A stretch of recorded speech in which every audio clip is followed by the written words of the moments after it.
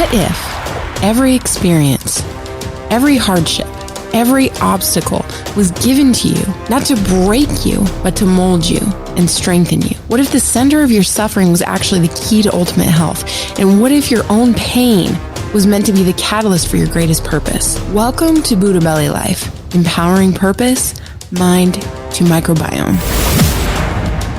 I know you've touched a little bit on cognitive decline and the Alzheimer's and dementia and things like that. I am absolutely fascinated with this piece, and I think it would really behoove people to know some of this. So when you talk about, like you said, the hippocampus actually shrinks. You say, trauma can actually shrink the hippocampus. Correct me if I'm wrong. I'm trying to reiterate here. This is how we learn, guys. This is how we teach the coaches. Reiterate the things we learn. We'll solidify by a quarter. We can shrink the hippocampus by a quarter because of trauma or severe stress. When we see this, because sometimes I feel like when people are diagnosed with disorders, especially mental health, behavioral, etc., that they're all very similar and they kind of run together, right? And so when it comes to dementia and Alzheimer's and things like that, you talk about that shrinking of the hippocampus and this lack of regenerating new, fresh brain cells. Do you believe you can reverse some of that process even in the older community or people who are maybe younger and experiencing some of those things? I mean, that's not beyond the realm of possible too. Yeah, absolutely. Absolutely. And there is beginning evidence that this is the case, right? It used to be thought that Alzheimer's, for example, once it started, it was like falling off a cliff. Mm-hmm. There was nothing you could do to stop it. And they're now saying that actually you can stop it. And in some cases, you can even reverse it to some degree. Again, it depends how much damage has been done. Once the person has lost a good amount of their brain cells, it's like an amputated limb. It's not going to grow back. But if it's just starting or the person is just experiencing cognitive decline or kind of brain fog, absolutely. These are lifestyle disorders. These dementia, cognitive decline, Alzheimer's. Right now, within a few years, the way the trajectory is going, it's almost there now, but within a few years, half of the people who are 85 will have Alzheimer's or dementia. And since most of us at this point are expected to live to be about 85, that's a pretty scary statistic. So Alzheimer's and cognitive decline is what we experience before we get into full-blown Alzheimer's or some other kind of dementia. Again, they have these common neural mechanisms. There's this neurogenic slowing. There is actually with Alzheimer's is being called type 3 diabetes because it's a failure of glucose metabolism in the brain. There's a lot of insulin resistance. And so one of the things that there are a number of clinical trials happening right now that involve a ketogenic diet, which means that the brain is not using glucose so much for fuel as it is using ketone bodies or fat for fuel. There's a physician in Florida whose husband developed early onset Alzheimer's. And she began feeding him at a certain point coconut oil and then a ketogenic diet and found that he came back. Not all the way back, but quite a bit back. Dale Bredesen, who has the book, The End of Alzheimer's, talks about reversing Alzheimer's in some patients with a ketogenic diet. So getting the brain to use ketones or fat for fuel rather than just glucose gets the brain operating at a higher rate, and also begins to then reverse the insulin resistance that most people who are over 40 have some degree of. The other thing is that Alzheimer's, most dementias, cognitive decline have in common is inflammation, right? Chronic inflammation is one of these diseases or one of these conditions that is behind so many other chronic conditions. It's where, we need a good, healthy inflammatory response. If we get an infection or a cold or a cut, we need to be able to mount a defense to get rid of the invading attackers. But then we need to turn off that inflammatory response. Mm-hmm. And chronic inflammation is where we don't turn it off. It's where it keeps on going. And then the inflammation begins to attack our body's own cells. So we now know that anxiety is an inflammatory process. Depression is an inflammatory process. There are elevated inflammatory markers with depression.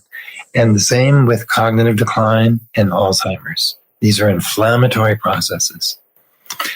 A good blood test, again, for everybody to do when you get your yearly physical, is called the high sensitivity C-reactive protein. And if your level is over 0.5 for a male or 1.0 for a female, it would be really good to look at your diet and to start eating an anti-inflammatory diet. And the book goes into suggestions for how to do this. And there's a number of nutrients that we can take that also help that. One of these, again, is omega-3. Another one is green tea extract. Ideally, we want 10 to 15 cups of green tea a day, but we don't want that much caffeine. You can do especially if we have anxiety. That's right. If you have anxiety, we don't want to do caffeine at all. That is liquid anxiety. Yeah.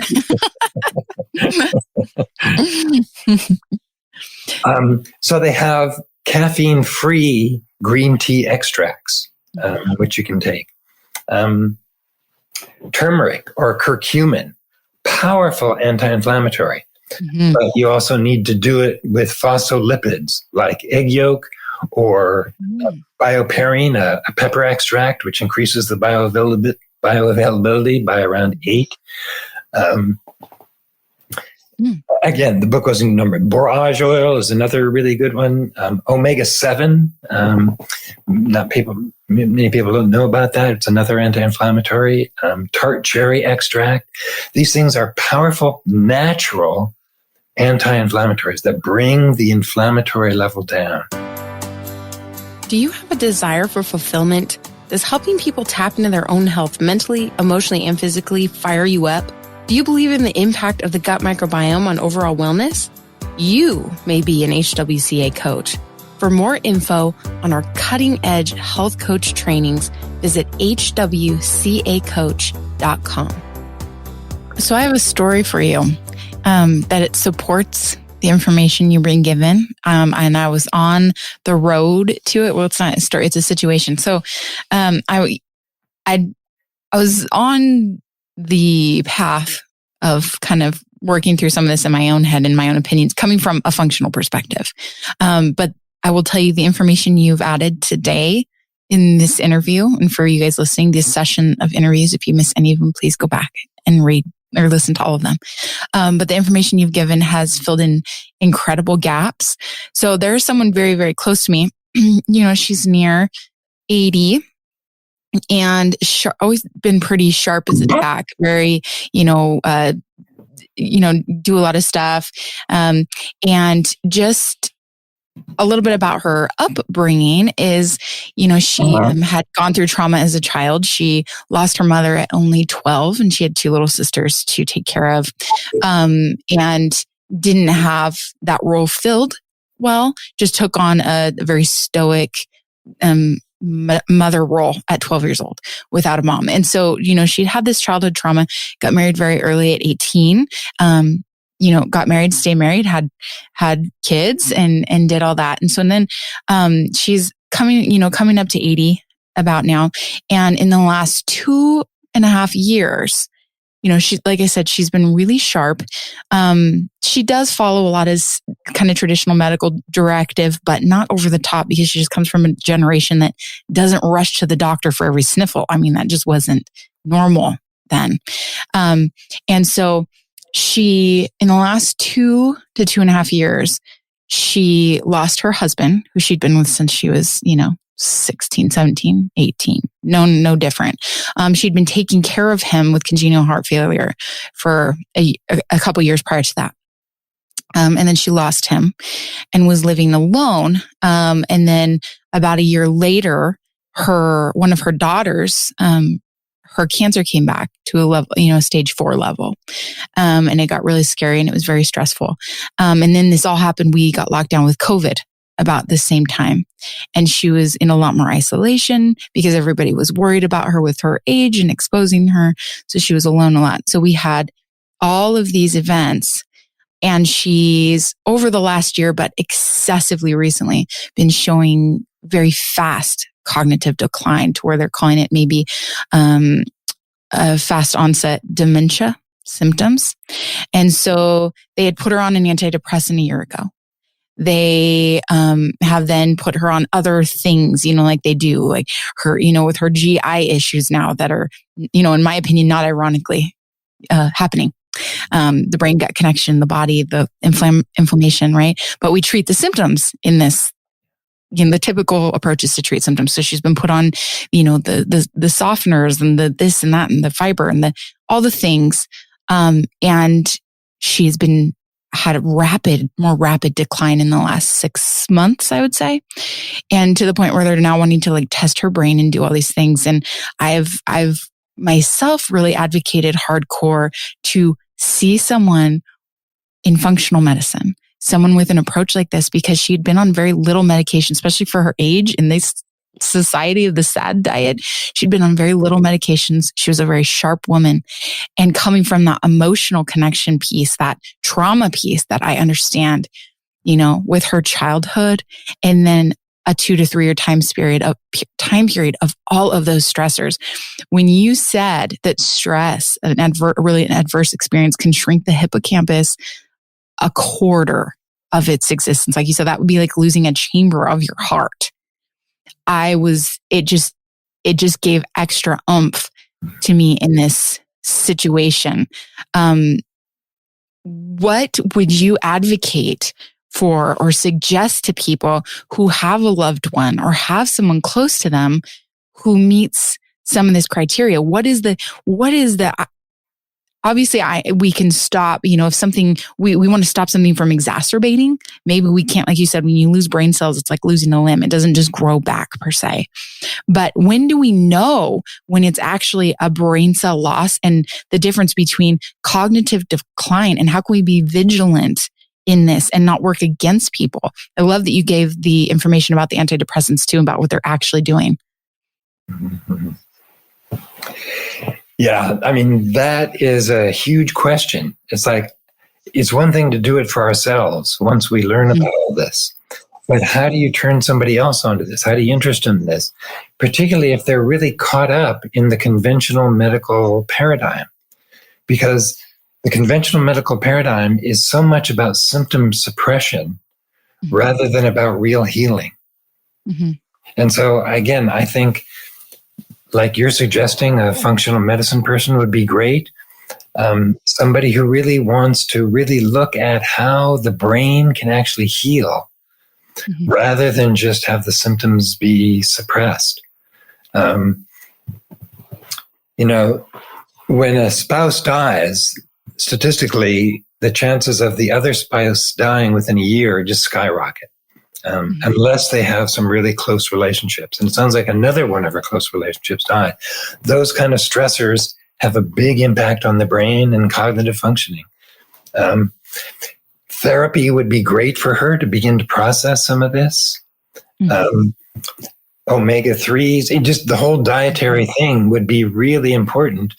But again, sometimes people are so far gone that they aren't able to do it. If you can catch them before it really gets too far, great. Then things can sort of start backing up and there can be regaining of function in many cases.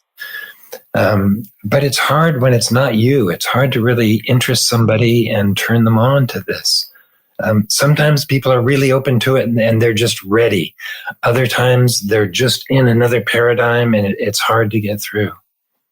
And when it comes to, cognitive issues, mental, like dementia, Alzheimer's, and cognitive decline stuff, what's tricky, I think, too, is they often aren't at a place where they're great at making their own decisions or following through with habits or things. So we're needing to communicate more with the advocates and the people caretaking or advocating for them, to do that. And that's a lot of work.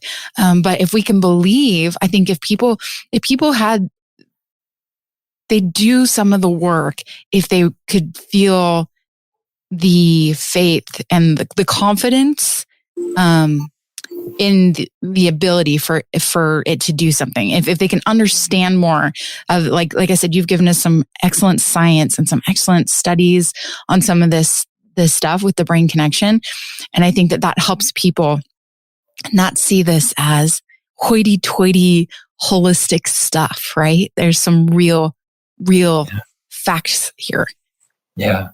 And I think just one other piece I'd add around cognitive decline, that since it starts 20 to 30 years before we see symptoms, that aside from really healing and strengthening the brain, we also need to work psychologically, right? And so we need to use our brain, right? There's measurable cognitive decline at 2 points in our lives: when we graduate from college and when we retire. Unless after we graduate from college or retire, we do something that uses the brain, that uses the mind, then there is no cognitive fall off. And so what this amounts to is lifelong learning, right? We need to be always learning new things. Like listening to this podcast, it is neurogenic. It is that stimulating the birth of new brain cells. It's a good thing to do. It's creating new connections. And that's what keeps people sharp. To be learning a new language, to be learning how to cook something differently. It doesn't have to be reading. It can be reading. It can be a class. It can be on the web. It can be taking a new way home from your work. It can be travel to a new place. But learning new things, I think, is hugely important for the brain. And it's not just crossword puzzles. Crossword puzzles makes us better at crossword puzzles, but it doesn't really generalize. We need to cross-train the brain by learning many new things. Thank you for joining us for another empowering episode of Buddha Belly Life. For more information on gut health and mindset resources, visit buddhabellylife.com. And remember, heal yourself and then empower others to do the same.